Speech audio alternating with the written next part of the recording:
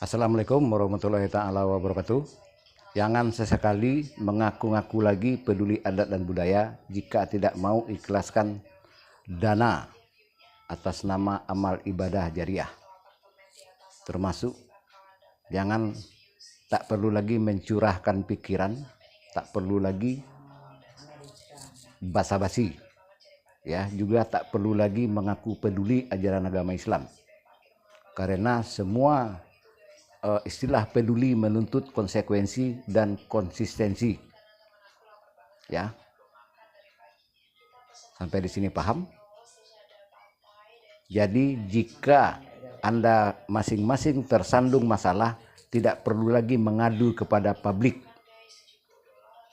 Sampai di sini paham? Ya. Lanjutkan saja mengurus urusan pribadi antum masing-masing.